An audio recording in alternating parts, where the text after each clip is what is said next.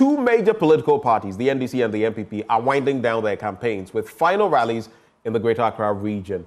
What does this mean for the fortunes of these two leading parties as the police announces road diversions ahead of these mammoth events? Joining the conversation, Sweetie, would you like to walk us through? Yes, we have Richard Ahiagbah. He's Director of Communications for the NPP. If you're with us, please say hello. We're just testing if your microphone is on and if we can hear you. Okay, we also have Mustafa Gbande, Deputy General Secretary of the NDC. Mustafa, are you with us? Yes, I'm gladly with you. Fantastic. And I can see you look beautiful. Thank you, Mustafa. We also have Dr. John Osai Kwapong, a CDD fellow. Doc, good morning. Good morning. Lovely background you have there, Doc. Thank you. Let me start with Mustafa Gbande. I mean, preparations are in full swing as the two major political parties gear up for their biggest rallies. Now, the surprising twist is, Mustafa, both of you have selected venues in close proximity to each other. Are we setting the stage for a dramatic showdown of political energy? Well, good morning, and good morning to our cherished listeners, including my brother Richard Ahiagbah, who have been missed for a long time. I'm sure he lost his voice because the government has collapsed. Hey, Mustafa. You know, the NDC and the MPP ostensibly are family members. Yeah. And as such, I am not afraid at any point in time when the NDC and the MPP will concurrently do or have programs that connects with one another. It's just about discipline of leadership. We have told our members that we have a party to govern, we have an election to win, we have a nation to run, and that nation at every point in time will include our brothers who have become enemies of the state by bad governance. And so there's a need for fundamental respect for one another and tolerance. And so it will just be the beauty of the occasion this afternoon running up our various campaigns. I can assure you that from the camp of the NDC, there would not be any violence. Nobody will attack anybody from the MPP. Okay. And I believe that even though the MPP will lose election, they know the consequences when you precipitate ungovernable behavior before you exit power. So they won't even dare. And I want to urge my brother Richard to ensure that his party is well governed, because they are the very ones sometimes who precipitate violence. But in the past, the MPP have touted themselves to be elites. They don't believe in violence. Okay. And have given us that bad name. Now, they are in a comfortable lead. So we beg them. We are going to have to crown our campaign. It's part of our ways to win the election. Okay. The euphoria and everything. And the MPP decided to take theirs to Legon. But they are welcome. It will be a showdown of friendly fire. It will never be violent. It will never be rancor. There will not be confusion. There will not be any single distraction. We are jubilating and cheering the MPP into opposition. They know that they are going. They have already started packing their things from the Jubilee House. So hold on for Ben. But I'm curious to find out, what informed the choice of Zurich Park? Did you know that the NPP were going to Legon when you decided to go to Zurich Park? What happened there? Our strategy doesn't follow the MPP at all because they are not a reference point in our activities. We just decided that as part of our planning, we needed to do our things in Medina, which is a Zongo-based community, which is also a cosmopolitan constituency that involves all breed of people. And so being there was going to crown our final rallies. And also, maybe it's our spiritual direction to host our campaign there so that we can win. Okay. Then the MPP hurriedly went to say that they wanted to be there. But we have beaten them to the choice, so we are good to go. Thank you. I think we have Richard Ahiagbah, but Ben, it appears it's going to be a showdown of political energy, but peacefully. That's what Mustafa Gbande is saying. Well, hopefully it's a tug of peace, not a tug of war. But let me just check to find out whether we have Mr. Ahiagbah. Mr. Ahiagbah, good morning. Okay, all right. We don't have Richard Ahiagbah yet. We'll try to reconnect to him. Mustafa, so having said what you have, I mean, there have been accusations, counter-accusations about Lydia Saira Hassan coming to campus, and then, or is it Samira Baumia coming to campus, and then the NDC also doing something. Then the accusation that the NDC, John Dumelo and others wanted to go towards the mall area, and then there was communication that the president was also going to be there. All of these have happened. But let me ask you, as you wind down your rallies, today is your final day, right? Yes, today. Today is your final day.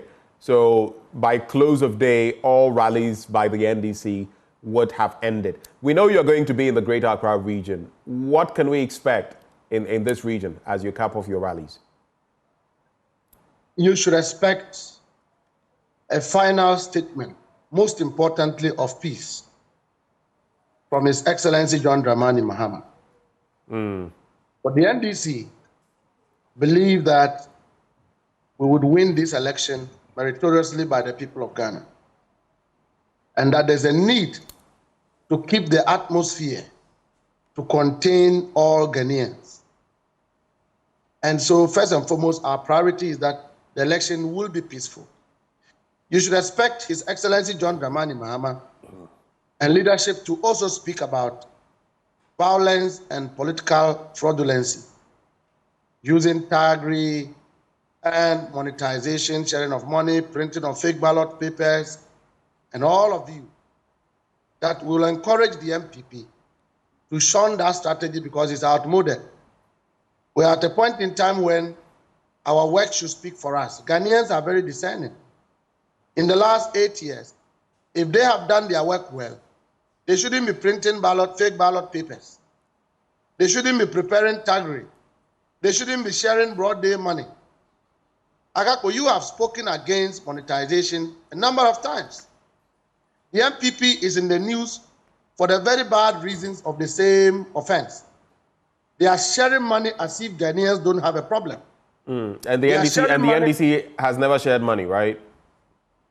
Well, I will not say that we have never done that, but these are condemnable actions. I remember the Ejura incidents. You and I together condemned it. But this time, they have given 1 million cedis to each parliamentary candidate to go and share, as if Ghana doesn't have a problem. How did you come by this information? Only yesterday.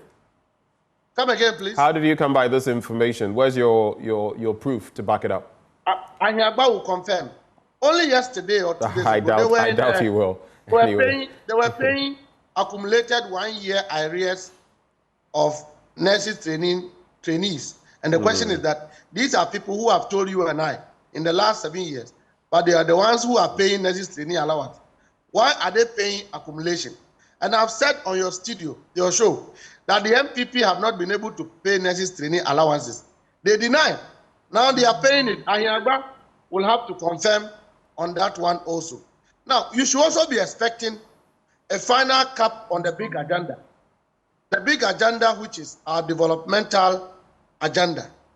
The president will highlight that and then also make a statement of collaboration with all Ghanaians, private sector, to drive this economy, to revive the country, and to see Ghanaians develop. Ghana is going to be better. Ghana is going to grow. Everyone will be happy. Look, the euphoria, the direction, if you gauge the mood of the country, clearly Ghanaians are up for a change and ready to do so. We urge our colleagues in the MPP to understand that they've been in government for quite 8 years. It's enough. In fact, it is natural that every 8-year cycle will change the government in Ghana. Quite apart from that, they haven't performed. We've seen a whole lot of things, including corruption, including unethical political behavior. Okay. If Ghanaians have decided not to vote for them, they should accept it and go and rebrand themselves. All right, Mustafa, so let's hold it there. I'll come back to you on a quick point, but let me go to Richard Ahiagbah first. You say it's what? It's natural that after 8 years, I don't know, they say they want to break the 8. That is the New Patriotic Party. But Richard Ahiagbah, can you hear me? Can you hear me, Mr. Ahiagbah? Yes, I can hear you well. It's a pleasure having you. Thank you for joining the conversation this morning. Now, 2 issues that have been raised by Mustafa Gbande, I just want to run them quickly by you. One, he says Each of your MPs has been given 1 million Ghana cedis to, distribute and also aid influence the elections. And secondly, he says you are now running to nursing trainees and paying their allowances. I've also seen some rhetoric about some police officers getting their promotions ahead of today and all of that. It suggests some sort of way of influencing the outcome of the elections. Mustafa Agbande asked me to put that to you. What is the veracity of these claims? Well, thank you very much, my brother, and to Mustafa and to all your viewers this morning. I've been in Ketu South for the past 3 months in and out. I've been here, and I'm here as we speak in Ketu South. What we are doing, other than what my good brother Mustafa is saying, is that we're canvassing. Just this morning, I took a bit longer to come on the line because there's a long line of people out there in my house asking for T-shirts, asking for campaign paraphernalia to go out and canvass. That's what we're doing. They will have a shock of their lives here in Ketu South because the lies that they've used to fool the people here for far too long, the people are waking up to it. They are nowhere to be seen in Ketu South.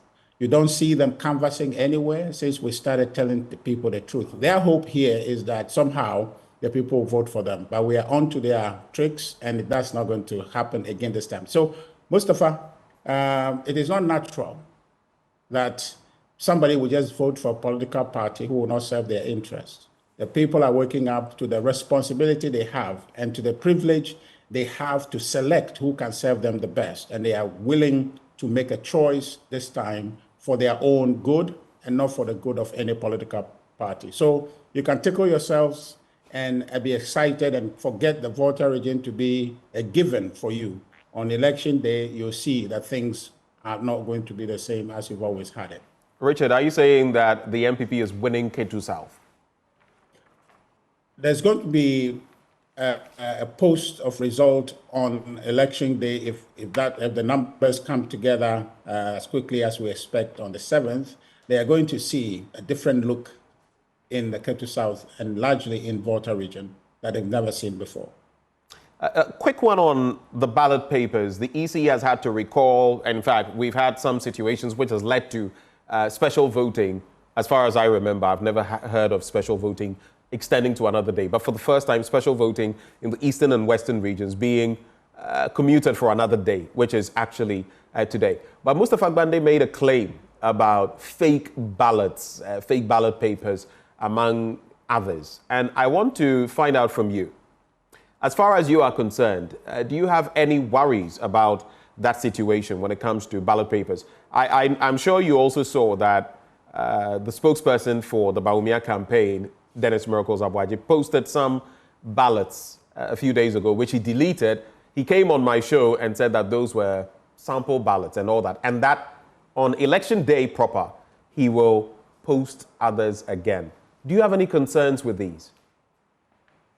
Look, I'll be very, very honest with you that where we have gotten to in the evolution of electoral processes, these things cannot find their way into mainstream citizen voting. People can try their skirmishes, people can do things, but it's going to be almost impractical to do that.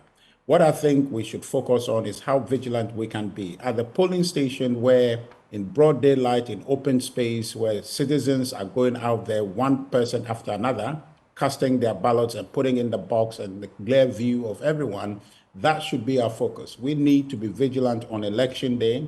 Some of these destructive conversations just keeps us wondering, but we must focus and canvass. Today, the last day of elections, campaign, we should focus and canvass. I believe that when people vote, there's no amount of skirmish that anybody would do in overwhelming manner. There's no amount of skirmishes anybody would do that would happen the will of the people. So my concentration and what I will advise is that let's focus on doing that principal work of canvassing people and one person after another allowed freely to cast their vote and aggregate that And I think that that's the best way for our democracy. Our systems are robust. Our systems are strong. And I think that if we just allow those processes to unfold, what I worry about is intimidation and other things at the polling station that may create this destabilization and affect the process. But if all those things are taken care of, I guarantee you, no ballot printed by anyone. I'm not sure how they are going to get a ballot paper that is out of serial number, out of alignment to be counted.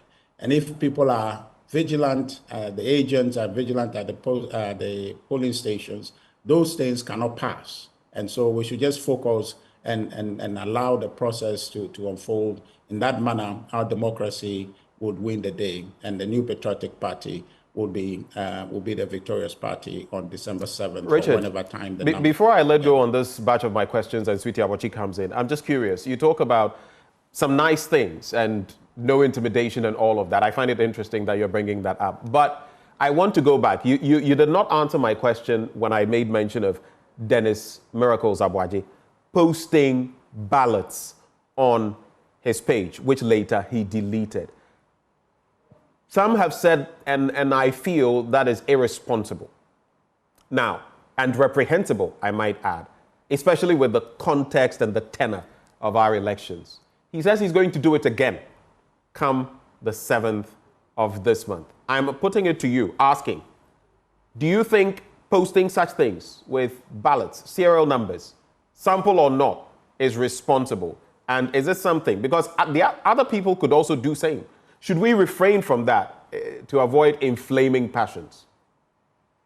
Absolutely. We shouldn't do anything that would disturb the orderliness of the process. I absolutely believe in that. And we have come a long way, honestly. We've come a long way from 1992 going into an election where there's an atmosphere of intimidation, there's no space, people feel threatened and all of that. We have come a long way where voting has become a norm and people look forward to it. Just as I was telling you, people came and this morning and they're telling me that they are ready. They can't wait for Saturday. It's a process that people want to happen as a matter of course for them.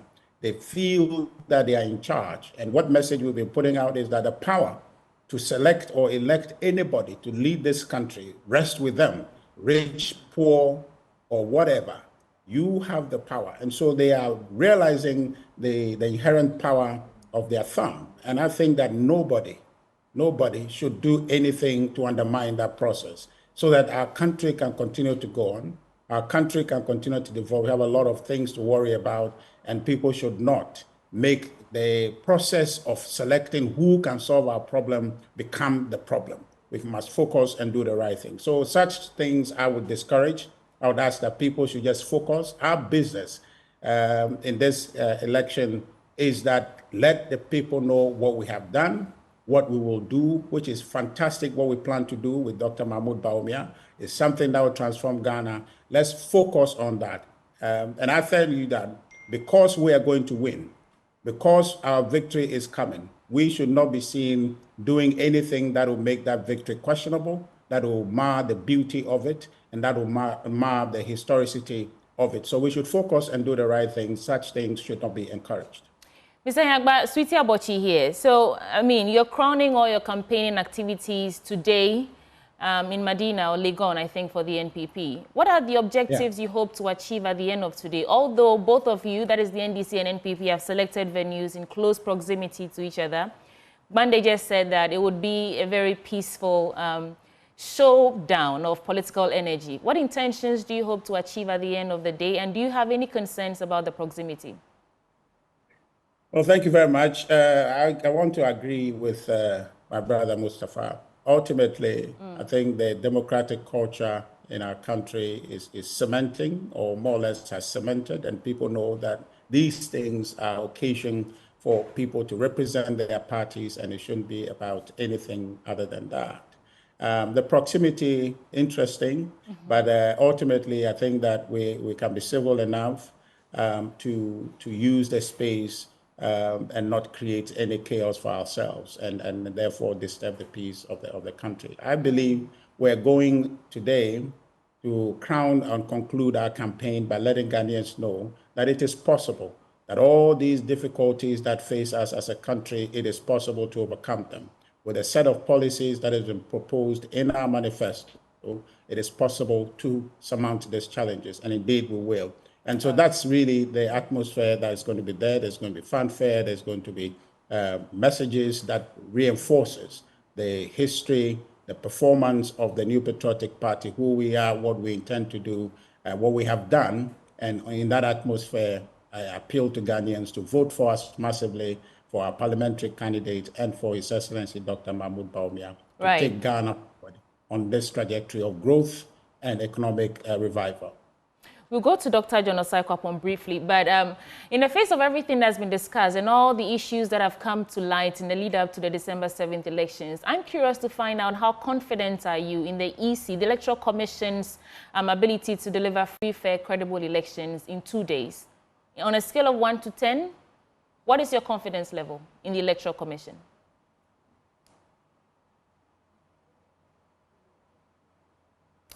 Mr. Ahiagbah, are you with us still? Yes, I'm with you. Oh, absolutely. I'm asking if, okay, go ahead. Yes, absolutely. I think that the Electoral Commission so far has acquitted itself, to me, rather creditably, having observed the special voting on Monday in Ketu South and having received reports from my regional comms directors across the country. The atmosphere is representative of what I witnessed personally here in Ketu South. The piece of it, I've never heard after those voting that something has gone amiss.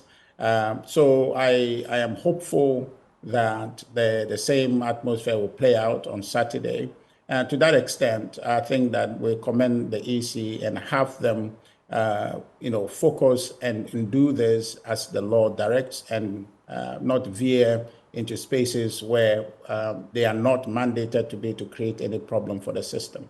Ben earlier on talked about the holding back of these two regions, Eastern and the Western, for example. I'm not sure what the circumstances would be, and I am very sure and clear in my mind that it is not for any mischief that situation will arise, but perhaps it's practical constraint that may have induced that. So let's give them the benefit of the doubt. But in all things, let's be clear-eyed, let's be focused ourselves, let's pay attention to the process where there are things happening that ought not to happen. We should call them out in real time and not do so with any intention of creating problem, but just to make sure that the process is adhered to. And I think that if we do that, at the end, when the final result is announced by the EC, whoever is elected parliamentary candidate and ultimately Dr. Mahmoud Bawumia, the president-elect of the Republic, then we can make a definitive statement that the EC has done a great job. Okay, Mr. Ahiagbah, stay with us for a second. Let's go to Dr. John Osai-Kwapong now. Doc, thank you for staying with us. Now, does this rally, these two rallies, do they take away or add anything to the campaign activities, and do they hold the key to each political party's victory come December 7th? Oh, I mean, at this point, with 2 days to the election, I believe 99% of the people have already made their mind up. The good thing about these rallies is that one last activity to wrap up the campaign, reinforce messages, get everybody excited, get everybody energized, remind everyone on your side, what is at stake, and all of that. So it's that closing activity that, gets everybody pumped up, for the election that is coming up. Right. And the issue about the proximity of these two venues, how does that sit with you? You've been observing how does it sit with you? So it's interesting that they are that, close to each other, but as both of them have rightly said, it's about their party, their activity. They believe that they can coexist peacefully, and so I believe that everybody would go about doing their business, and if you see how sometimes they even interact outside of when issues come up and they banter, I don't think they have any ill will towards each other. And so I believe that would play out, and probably they would, make fun of each other, but still go ahead and have their final campaign rallies. Right. And Doc, you've been observing all the activities, the campaigning, the accusations, scrutinizing the Electoral Commission and all that. It's 2 days to go. Are we ready, would you say? Overall, I believe so. I think some of the issues on the part of the EC, for example, when some ballots had to be reprinted, some of the mistakes they discovered, for people like me, it raised some concerns about the preparedness of the EC. But again, to their credit, they make these issues known, and then they also immediately let us know how they are proceeding to address some of these challenges that have come up. So I'm just praying and hoping that on election day, everything goes smooth and there are no hiccups, or any hiccups that may even emerge are quickly dealt with. Right. Well, a quick one for you before I cap it off with Mustafa Gbande. Now, if you look at the scramble for seats, I mean, the Upper West region, for example, is going to be keenly contested, though we know where it has leaned in the past. But when you look at some of the developments so far, what the political parties have been campaigning on, and the different polls and things that have come in, what spectacle? What are your permutations? What are your suspicions ahead of December the 7th? So, if we go by conventional wisdom, if you look at, the economic pinch points that Ghanaians have felt, if you see the deteriorating ratings of governance issues in Afrobarometer, if you think of the fact that we are at the end of an 8-year cycle where we do the turnover, then the conventional wisdom would have us say that the NDC returns to power, right? And that the Doc, political wins. You would want to add the fact that so far, even in the special voting, we've seen very huge, huge numbers. Let me put it that way. The voter turnout has been, in many places, 80% plus, which is what you would see when usually there is a transition in government. Does that play any role? Right. And so that's the conventional wisdom would say political winds blowing favorably in the case of the NDC. But the other thing that I have also noticed, though, is that if you look at the recent Afrobarometer round 10, 4 key government policies still have the support of Ghanaians, right? The top one being free SHS, where about 85% say the next government, whoever it is, should continue it. So that is what also makes me say that I can see why Dr. Bawumia will make the case that, well, who is best positioned to continue these policies that Ghanaians are saying in AB that it has to. So for me, that is what makes once in a while 2024 looks like it could be an unconventional election. But the best poll is the poll that actually happens on election day. So we'll have to wait on Saturday to see what actually happens. Do you think the fact that the vice president has been to all 276 constituencies will put him in some good stead, at least because of how widely he's covered the country canvassing votes? Yes, and I think what he has also done is he's taken retail politics to a whole different level, right? That to have been able to visit 276 constituencies and then actually also do more house-to-house campaigning. I mean, both parties are doing that. If you look at the most recent Kudio report, you start asking yourself that political rallies are now becoming a dying art, because a lot of the political activity this year has been focused on that face-to-face, house-to-house type of interaction. And there's nothing like, getting right in the face of the voter and personally interacting with them. It has a chance to change maybe some previously held perception about you, adds a personal twist to where that may, influence you one way or the other. That's an interesting perspective on some of those. But I just want to pin you to the wall on this final bit before I go to Mustafa. The Electoral Commission, in the middle of all of this, if you asked me, I mean, it's been a flip-flop. Sometimes I get more trust, sometimes the trust dips. I see in the last few months, I've seen a lot more willingness to concede or give room for other parties to also have a point or make a point. at IPAC and others. But looking at the different dynamics, like I said, as it stands, as memory serves, I don't recall a time where we've had to do this, special voting, on another day. Some of the problems we are seeing now, you may have seen bits and pieces of it in previous elections, but not on this scale. What is your trust rating? You've spoken about what you think the EC has done, but what is your trust rating on a scale of 1 to 10?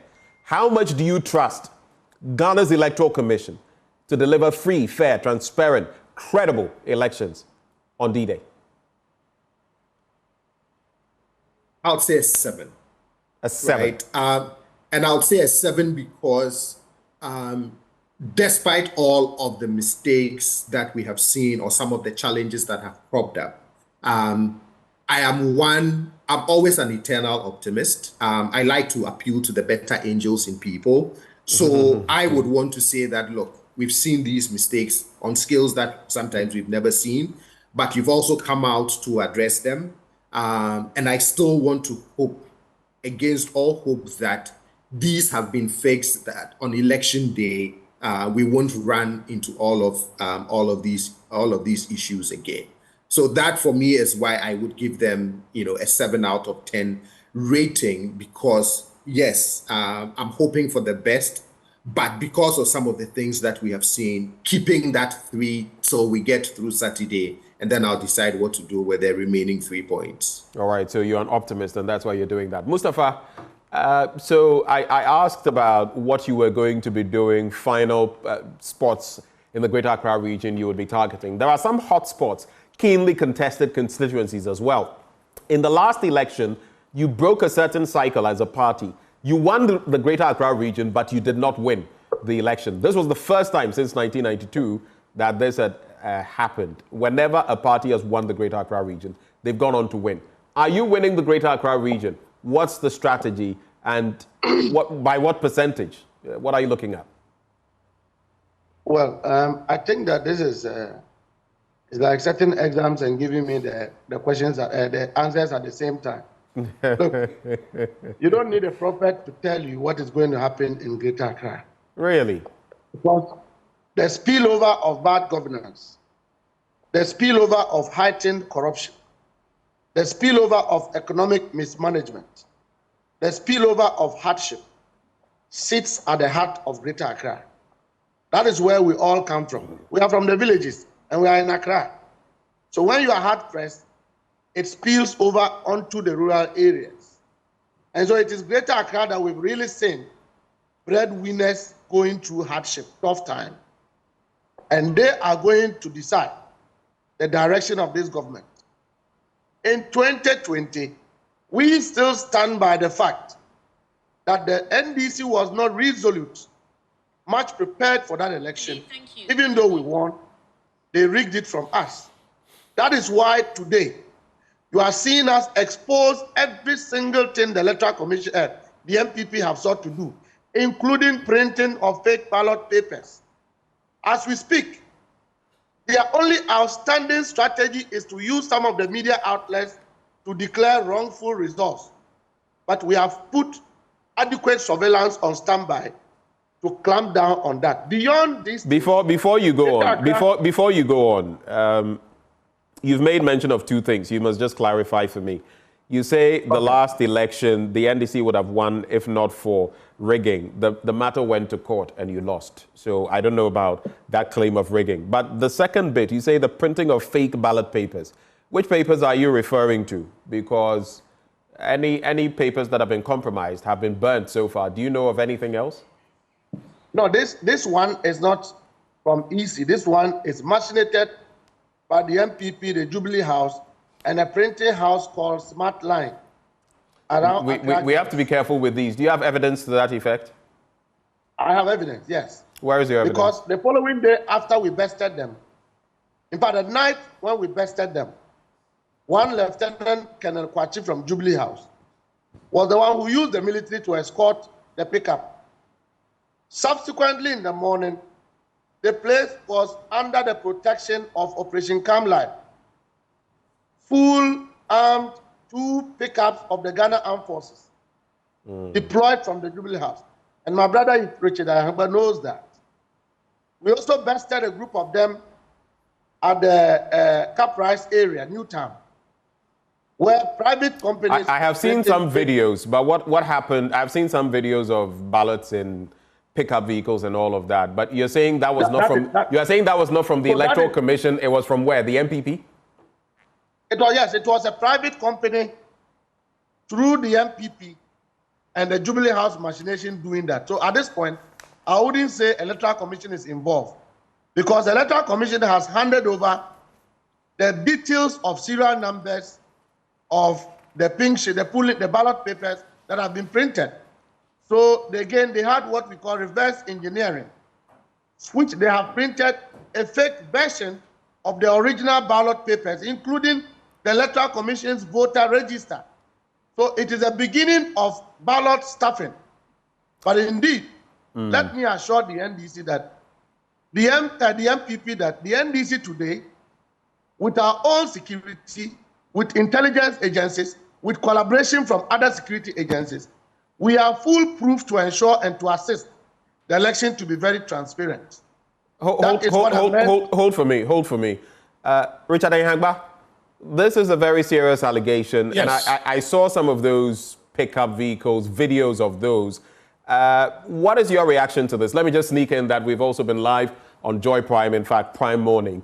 And thank you for those who have been following so far. Richard, what are your reactions to that?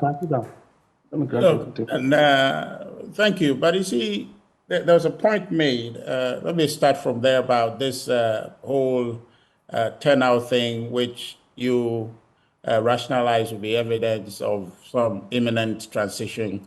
It's never true. What you saw back in 2008, what was the atmosphere?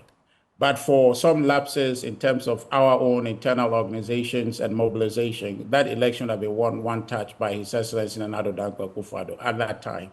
So there isn't any trend here to latch on to say that there is some trend that is manifesting that you can juxtapose on a past trend. I completely disagree with you, Richard, and I don't know whether you got the thrust. You got the thrust of my argument. I disagree with you. If you would let me make my point, the point is this: whenever there has been a transition, be it 2000, be it 2008, be it 2016, be it whatever within this period, there has always been that groundswell. You see the numbers. It's a simple, data question. You see that the numbers tick up. In 2016, when Nana Addo Dankwa Akufo-Addo took over the reins of the country, we saw that groundswell. The numbers increased. There was that activity. And that is all I'm pointing to. It's a mere fact that whenever there's been a transition, there's been an uptick in the percentages. And it's there. Right. I don't know why you're contesting this. I'm just telling you that you don't have a trend to make that conclusion, because 2000 election went into a runoff. What trend gives you that? In 2008 went to a runoff. What is the trend to predict that? If you are saying that most likely this election will go into a runoff, then there's a break in your trend, because 2016 you didn't have that. I didn't speak of a runoff though. No, I'm just saying that because of the historicity that you're trying to put across, you don't have clear trend to lead you to that conclusion. I'm just making that point. Right? So the groundswell notwithstanding, in 2008, what groundswell determined that Akufo-Addo was going to lead in the first round, right? Yeah, he was just shy of the interesting bottom line, though, is that whether there was a runoff or not, the interesting bottom line is that in all of these periods, there was a transition, there was a change in government, like it or not. Whether there was a runoff or not, there was a change in government. Yeah. But the point is that if you are saying there's a groundswell, okay, which indicates an imminent coming of a transition, that cannot be accurate, because if that will be more or less disrupted by a second, maybe a second round to determine actually if there will be a transition, then it cannot be naturally occurring that any groundswell you're seeing would lead to that end. Okay, you have to make adjustment for Richard, for the sake of time, I want you to answer the question about the ballots. We have to go. So quickly on the ballots. Yes, so this year though, His Excellency Dr. Mahmoud Bawumia will go on and win. So that's the point I wanted to make clear. Okay. This whole thing about, ballots printing up and down, I am quite clear in my mind And I believe it when the former General Secretary, now Chairman of the NDC, said that our systems are robust. And if anybody is thinking that our electoral processes can be compromised, then the person don't know what they are talking Richard, about. where were those ballot papers from? Those ballot Which papers in the ones? pickup trucks. I'm sure you've seen the videos. Where were they from? I think they are registers, not ballot papers. The EC's put out a statement. Yes, I have not seen any ballot papers anywhere. And I'm telling you that right now as we speak, the ballots that are going to be given to voters in Ketu South, when they were dispatched, if they have been dispatched already, the NDC was there, their lock is on it, and on Saturday, the seals. that is going to be, yeah, their seal is on it. On Saturday, here in my local primary school where I am going to vote, it will be open in the full glare of everyone. So I am confused when anybody is saying somebody has printed some ballots and therefore that is going to find its way in the ballot box. How that is going to happen, I don't know. I cannot tell. The process is robust enough. The NDC themselves preach that to us. And so for me, rather than undermine the process, let's focus. But everything my good brother Mustafa is saying is creating a plausible basis for them to allege some kind of cheating when they know defeat is staring them in the face. You know that he made a point about 2020, they won and all the rest. He is national chairman. His national chairman, General Seydou Nketia, says that they knew they didn't have evidence. They knew that he had lost the election. But meanwhile, they came telling Ghanaians that he had won the elections. Right. You understand? The person who tells who wins the election is the electoral commissioner. In the case of the presidential election, is the chair of the EC. So they cannot make these allegations and walk away with it. We want people to go and cast their vote. We have done the work, and I thank you for letting Ghanaians know that we have done the hard work. First in history, a candidate has gone round every corner of this country, at least touched every constituency. That is evidence of one who wants to serve the people. We have given them their message. At this point, I can tell you that if you go to any constituency, you will get not out of every 10 people, you can get at least 6 who have heard presence of His Excellency Dr. Mahmoud Bawumia in their constituency. So when they vote, that experience, that awareness, that coming into contact with him will inform their decision. And I'm telling you that Ghanaians are on to the NDC's trick. Look, briefly, you know the campaign. Richard, we really have to go. Just final briefly, words. Just briefly. You know that in the campaign in 2008, everything my brother Mustafa is saying is what they said. That there is unprecedented corruption, there is unprecedented this, there's misgovernance and everything they said. When they came to power for 8 years, the NDC was unable to prosecute one person to prove one evidence of corruption that they used to campaign in 2008. Okay, point made on that. Richard Ahiagbah, So thank you very much for joining the conversation. Mustafa, let Ghanaians make their choice. I cut you and went to Richard. That's the only reason I'm giving you 30 seconds. Let's go. Final words. So I'm just saying that the only outstanding strategy of the MPP is to get some media houses to turn out fake results so that the EC can consolidate on that to rig the election. But I would like to assure you. But media entities don't declare results. We are not the ultimate arbiter in this. It's the electoral commission. So yesterday, for example, I was in Ketu North. I done the tour on all the borders and assured the security services of collaboration. I'll use your medium to tell the media outlets in this country that you have decided to be a journalist and not a politician. We have decided to be politicians. Our rule is that when you do well, Ghanaians will vote for you. When you don't do well, Ghanaians will not vote for you. Media outlets should be guided so that they are not used for the wrong reasons of trying to undermine the credibility of the election, because the NDC is prepared in terms of intelligence, in terms of surveillance, in terms of combating same, to ensure that any declaration that will happen reflect what has happened in the polls. Okay, all right. What people have casted and what has been counted. In the absence of that, the only danger I see is that the Electoral Commission may not be able to see through the process. Okay. Because even special voting, which is just about 10% of the general election, we have postponed some of the election. And I'm afraid that EC should not jeopardize the security of this nation through their mistakes and errors. That is the only fear we pray I have. not. Beyond that, we pray not. We all have a role to play in that. We pray not. Thank you very much, Mustafa Gbande. He's Deputy General Secretary of the National Democratic Congress. We also had a national mouthpiece, National Communications Director of the New Patriotic Party, that is Richard Ahiagbah, joining the conversation. And on the other hand, we had CDD fellow Dr. John Osai Kwapo joining the conversation. Gentlemen, Nagode, thank you for joining.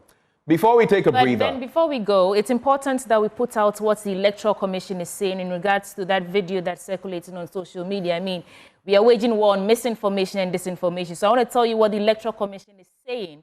The Electoral Commission is urging the public to ignore a viral video circulating on social media, which shows a voters register for Ahiagbah 1 and 2 being transported in a white pickup truck alongside other registers. Quote, the voters register shown in the video is not that of the EC. The Electoral Commission's registers are black and white and not colored as shown in the video. And as has been the practice, the political parties also print the final register for their agent. And so we should disregard that, and they're urging the police to investigate this matter. And the registration number of the pickup truck has been captured and sent to the police, so they're doing that. So just so that you know what the Electoral Commission is saying in that regard, so that the war against misinformation and disinformation can be won. Go on. Let me tell you a bit about Syntex Tanks. Now, Ghana, get ready for the biggest giveaway from Syntex Tanks. Syntex is visiting 15 communities, giving them free water. This is to say, thank you, Ghana, for making us #1. Now, did you know Syntex was the first to introduce double-layer tanks in Ghana? Did you also know that Syntex tanks came in so many colors and was the first to come out with inner white layers? So, if it's not Syntex, you might as well forget about it. Now, if you're a community and you want to benefit from the Syntex free water giveaway, just log on to their social media handles at Syntex Ghana and nominate your community. The more you nominate, the better the chances of Syntex coming to that community. Remember, it's SINTEX, Syntex tank. No be any tank be tanko. The correct tank be Syntex tank. Syntex tank, a strong, a tough. We'll be back with more action right here on the AM show. Do stay.